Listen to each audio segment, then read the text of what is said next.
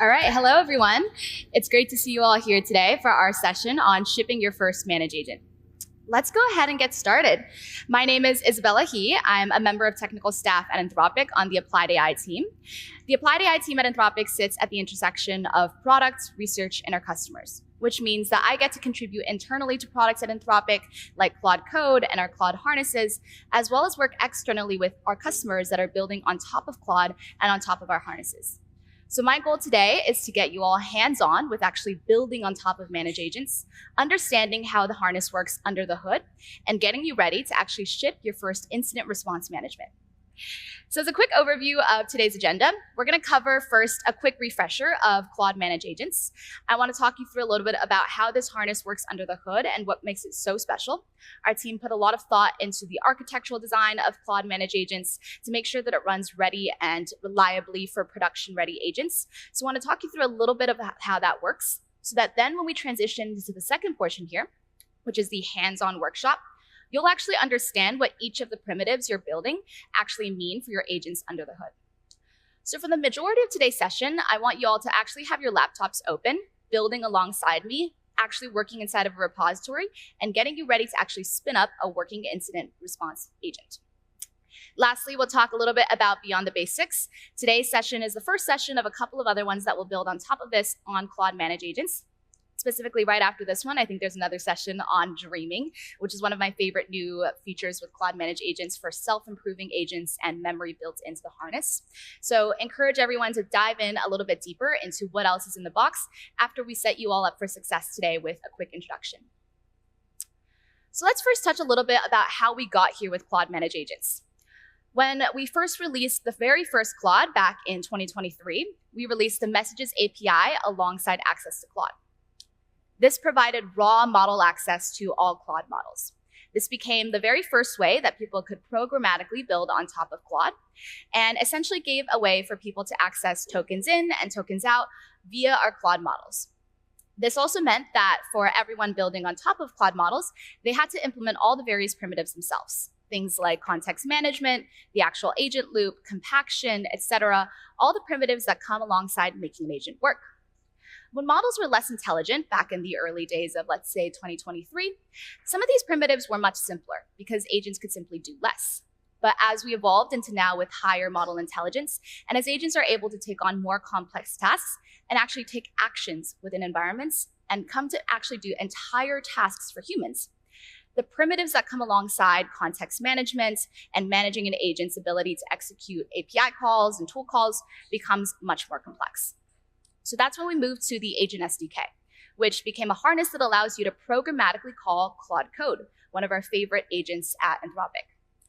So Claude Code is something that an agent has access to a computer and takes actions within a file system. So the Agent SDK became a way for you to make Claude much more powerful by leveraging the power of Claude Code within a harness. The main thing here, though, is that with the Agent SDK, developers still had to manage hosting and scaling on their own and making sure that the Agent SDK would be safe to run within their containers. That's when we then evolved into Claude Manage Agents, which is the first harness to be able to handle scaling and production-ready components for you by Anthropic, providing things like a purpose-built harness, sandboxing, observability, tool runtime, all within a managed infrastructure system. This means that developers can focus on task and agent configuration, custom tool logic, the things that actually matter for bringing domain expertise and customizability to your agents, where you're handing off the rest of all the primitives and core compute and primitives of essentially managing the basics of agent running to Anthropic. So that brings me to Manage Agents as the fastest way to build production-ready agents on Claude. We've seen people build 10 to 15 times faster to production with Claude Manage Agents by leveraging our purpose-built harness. Part of the reason why we built Claude Manage Agents is because harnesses should evolve alongside your agents. For example, back when we were building ourselves on top of models like Sonnet 4.5, we noticed that Sonnet 4.5 emitted a particular behavior called context anxiety. This meant that with Sonnet 4.5, Claude started wrapping up tasks early, even when it still had room to spare in its context window.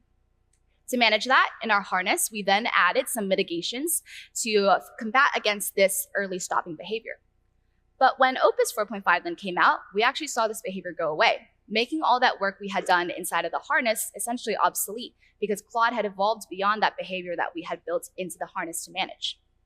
So the takeaway there is that it's a lot of work to maintain harnesses and make sure that they actually evolve alongside your agents, which is why with Claude Manage Agents, we want to make it really easy for Claude and Anthropic to handle all the complexities that come with compaction, caching, things like context anxiety, all these various primitives that come with actually making agent production ready and getting the most out of Claude. So again, you can focus on the tasks, tools, and things that actually matter for building agents on Claude.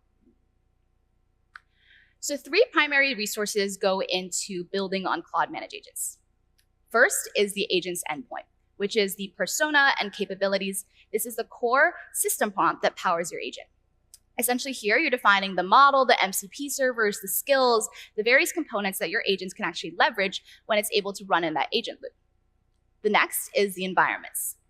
You can think of this as the hands of the agent, where the previous one is the brain of the agent, where the agent is thinking through what to execute, and then it's using an environment to actually have a space and a container to actually take action on your behalf. Sessions are next the way to tie together agents and environments. A single session is spun up on an agent instance within an environment, so you can connect the two together and actually stream events back to your user and start to take action on behalf of your humans as part of a Claude-powered agent. A key thing here, as I alluded to briefly before, Claude Manage Agent has the agent loop run server side. This means that a lot of the complexities that come with managing hosting and scaling are abstracted away. And when you close your laptop or you hit hard refresh on your agent that you're building on Claude Manage Agents, everything is maintained and you don't have to worry about durability, reliability, all these various aspects that usually come to bite you when you're trying to turn your agent from a prototype into production. And lastly here, before we dive into the hands-on portion, is I want to talk you through a key design decision that went into Claude Manage Agents. Previously, with a lot of agent harnesses, we saw the agent loop coupled tightly with tool execution.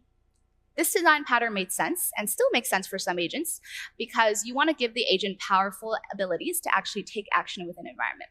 For instance, with Claude Code, we want the agent to be able to access various files on your computer, take action within a file system, and therefore it makes sense for the agent to have access to all those tools spun up on every container.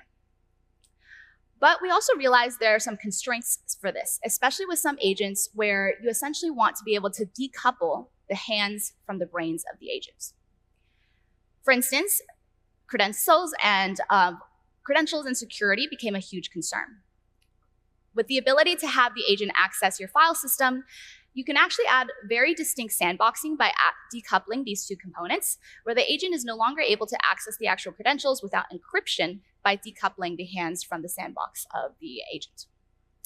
The other aspect here is actually you can see huge benefits by doing these decoupling on things like time to first token and latency.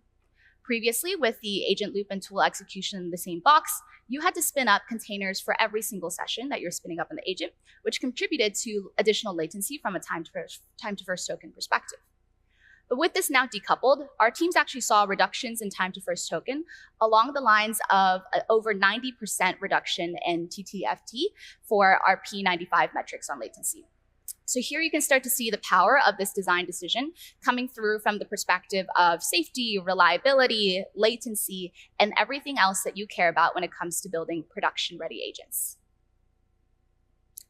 All right, so now it's time for the exciting part of today's session, which is where I want you all to open up your laptops and go to this URL here to actually clone a repository. And let's start to actually feel the magic of everything that I just talked through.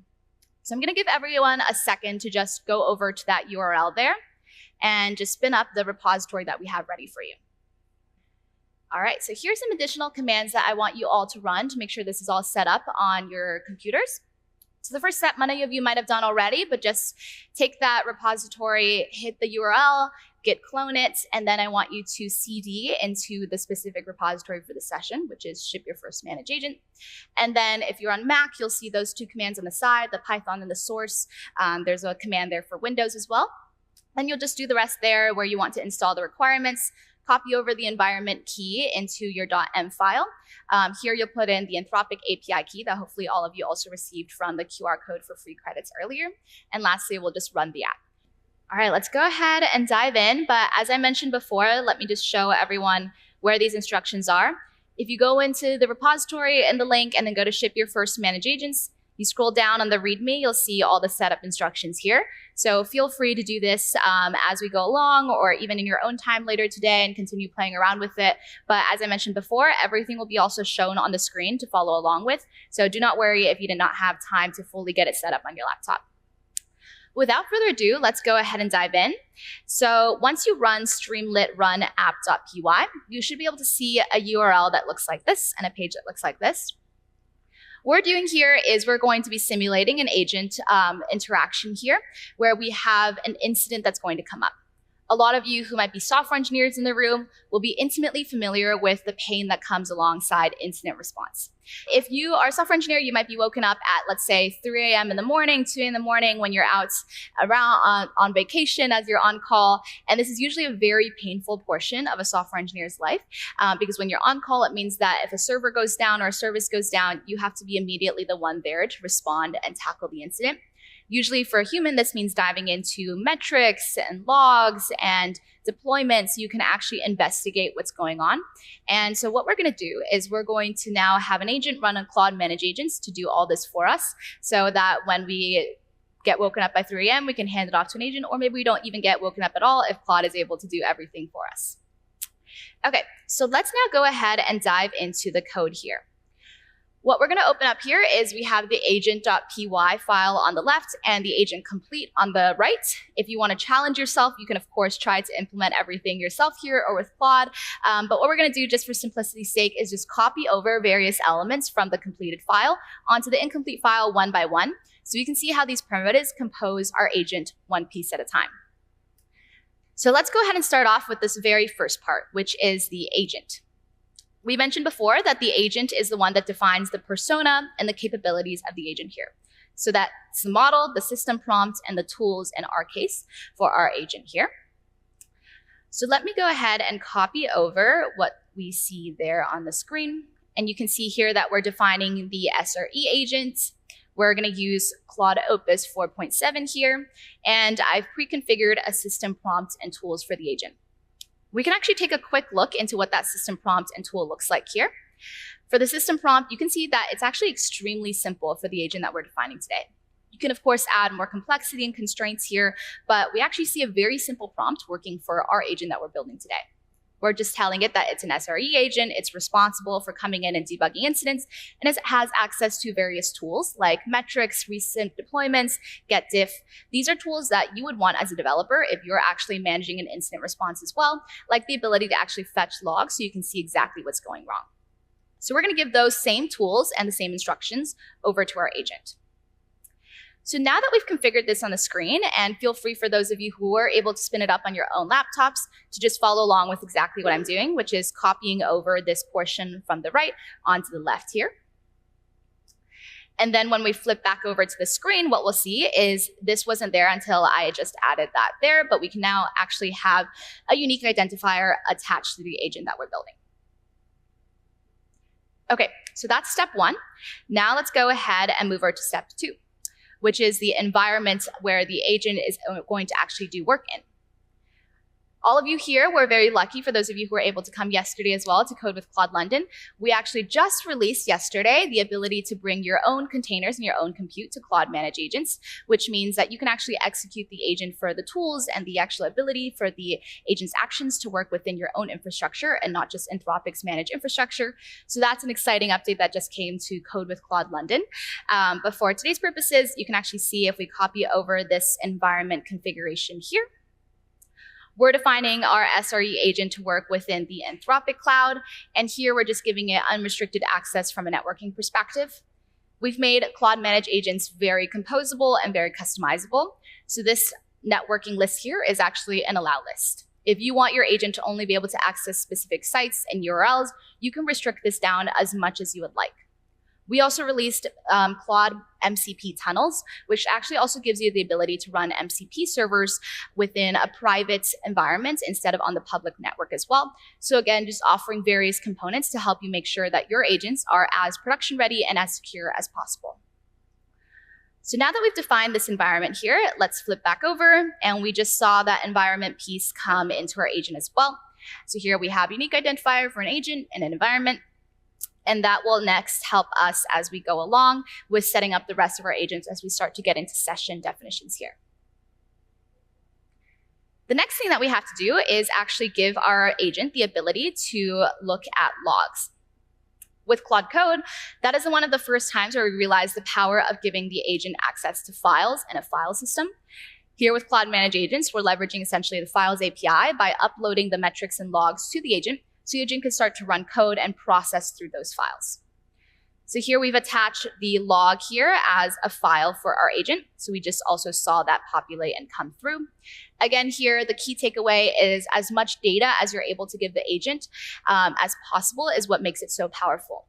Context engineering is a huge portion that comes to actually making an agent powerful. And this is where we see the developers spending the majority of their time working on top of primitives like Claude Manage Agents, is managing context and managing what types of files are uploaded, how the agent processes those files. These are components that you compose yourself and are very customizable on top of Claude Manage Agents to make it work as far and as wide as you want it to.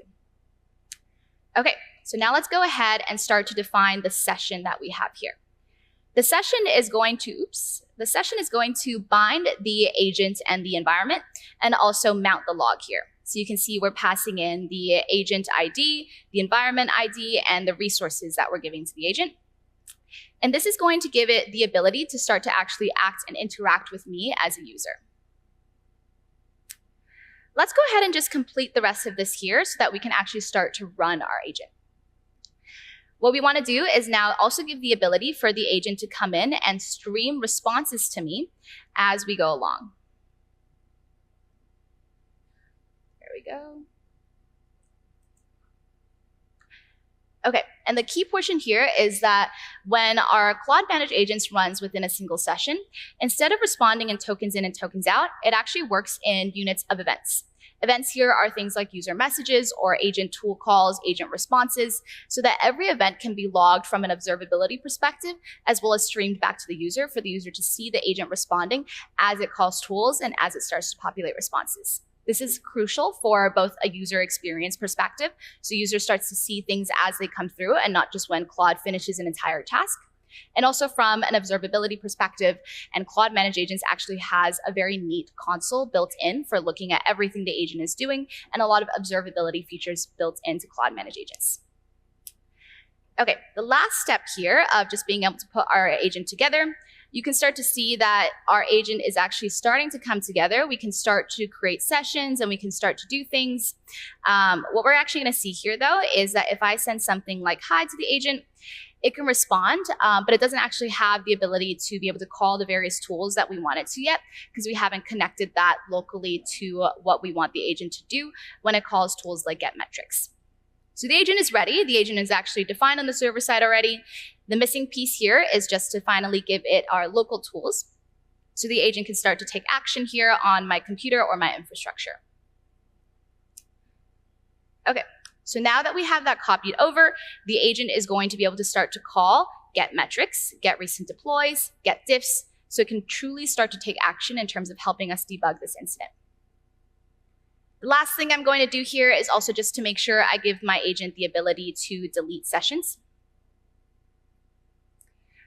so that when I come in, I can start to hit this delete button and delete sessions as I compose my agent.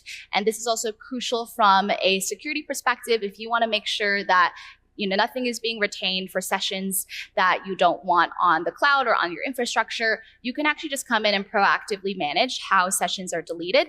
And once they're deleted, they will be also removed from every single log aspect here, so that you can truly make sure that whatever data you want managed is managed actively and proactively via Claude Manage Agents.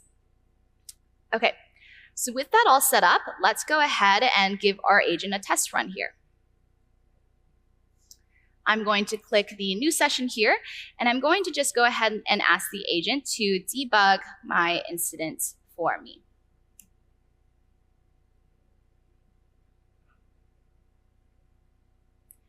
You can see here that because we gave the agent access to tools like sandboxing and bash and get recent deploys, the agent is starting to really take powerful actions on my behalf here. It's come in, it's run the sandbox command. We can open this up and see what this looks like. We can see that it's actually coming in and looking at what the logs were added to. It's then come in and called this tool called get recent deploys, which is coming in and returning results like what the recent deployments look like, the metrics. We can see this from a user perspective if you click on the tabs here, but this is essentially the data that's actually being passed into the agent via these local tools that we define. And again, we can start to see the magic of that streaming that we implemented come through as well, because we saw these tools come in as they were being called from the agent. We saw the user prompt come in as soon as I prompted it to the agent, and the agent is actually streaming responses to me as it comes through with more token response and outputs, as well as it calls more tool as it goes along as well. Okay, so what we're going to start to see is the agent being able to help us actually debug what's going on here, which we can see here that the incident is that there's something going wrong with our P99 latency that seems to be 10 times above the baseline. The agent is coming in and debugging everything for us. Looks like it's taking another second there. So some of the major design decisions that come in here when you're designing a real site reliability, site incident response management agent for your systems is to think deeply about the various components that go in and the various MCP servers and skills that you want to give your agent. Here we've defined, of course, a very, very simple agent, but for lots of the SRE agents that we build, we actually also think about things like how can we give the agent a skill to actually execute and run runbooks. Runbooks are things where, as teams debug incidents, they note down and document how they debug that incident so that they can do it again for a future session or a future incident. You want to give the agent same access to the materials that you would have as a human developer. So something like a runbook skill where the agent is actually able to look at example runbooks or fetch other postmortems from other incident responses. That is something that is very powerful for the agent to be able to understand how to work within your systems and debug incidents successfully. Okay, let's go ahead and take a look at the agent here. Let's see. I'm going to go ahead and just start a new session here to make sure everything is working well. All right, let's say debug my incident for me. Okay, hopefully this one works. Is anyone able to get it working on their laptops better than I have on the screen? Okay, we got some success in the room, so hopefully this will work as it goes along.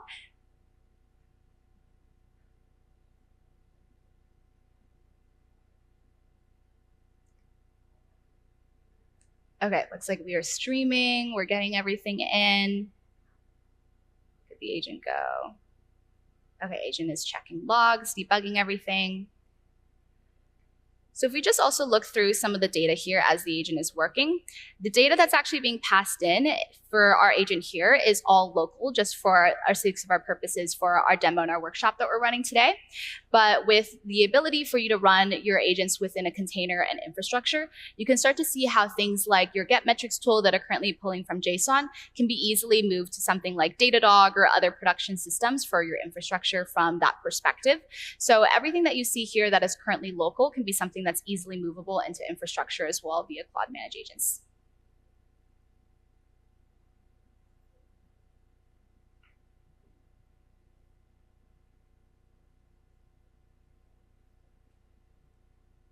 Okay, let's all cross our fingers and see if this run works.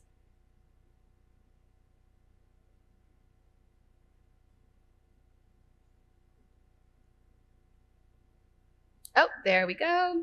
Success. Okay, so the agent has come in. You can see here that if we scroll through all the tool calls, everything is persisted in the cloud. From a logs perspective, all of this will also be logged in the observability console. And then the agent has come back to us with the incident response here. It says that this seems to be caused by a database pool exhaustion. Seems like a commit that someone added here from Alice to refactor the order summary builder, introduced a query that then caused the pool resources to be exhausted. So it's looking at and giving us the exact everything that went wrong from all the metrics they were able to call. It ruled out various other causes, and then it's also giving us recommended actions to take. Another key component here in a lot of other incident response management agents that we've built is actually giving the agent to actually go ahead and fix everything that it's been able to find. By giving the agent then access to something like Claude Code, for instance, you can actually imagine this agent can then go into your code base, suggest fixes, put up a PR, and essentially do everything that it needs to do to help you go from initial incident all the way to fixing the root cause. So again, here for demo purposes, we're stopping at just the agent giving us the recommended actions, but I want you all to imagine the possibilities of where this can go if we give our agent more tools, more ability to take actions, access to your code base, ability to put up PRs, ability to fix incidents, so that you as a human developer can just become the oversight and watch over the agents as they take action, and you no longer have to go through and do manual steps like actually following the agent's instructions here to fix the root cause of the incident. So another key component of what we've built here on Claude Manage Agents is session persistence. So when I come in and hit hard refresh on the screen, we're seeing that the agent is listing the sessions and everything is retained from all the sessions that we just ran. We also have the previous sessions that we ran all retained in the cloud. Looks like this one actually came back to us as well. And the previous sessions where we just said hi, everything is retained in the cloud. And we didn't have to deal with things like database and deployment of our agent and moving it from our laptops to production. Everything is already maintained server side. We can also see the ability to delete sessions come in. So I've run that delete. And now we have that running the session here. Now we have that removed from our list here. Another thing that I want you to take a note of, which we'll talk through a little bit in just a second, is these states of the session. Here we can see that the sessions are now idle. Just now as they were running, they were in a running state. We have the sessions managed by state here as part of that same durability and maintenance and reliability of the session. So when I come in and ask the agent something else like, who are you? It's able to easily resume the session and execute as it goes along within that same session window. So state management here is really important to how Manage Agents works under the hood. All right. So now as if we just take a quick step back and look through everything we were able to accomplish, we started with an empty agent here, just built on a couple of primitives on Claude Manage Agents. We then went and defined the agent definition, the persona, the capabilities. We gave the agent an environment. We gave the agent data and context to operate over. We then gave the agent sessions, combining the agent definitions to an environment so the agent can think through which tools to call from an agent loop perspective. And then it can actually call those tools and take action on our behalf.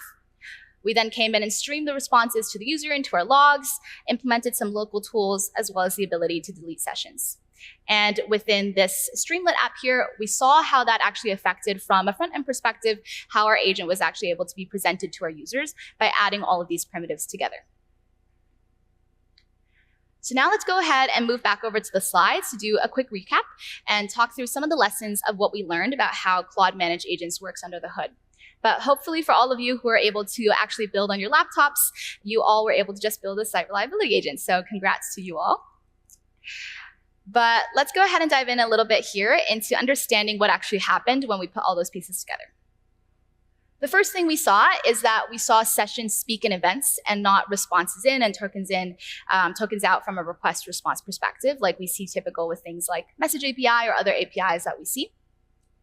With Claude Manage Agents, instead of just having a request response, we actually have events appended to the logs.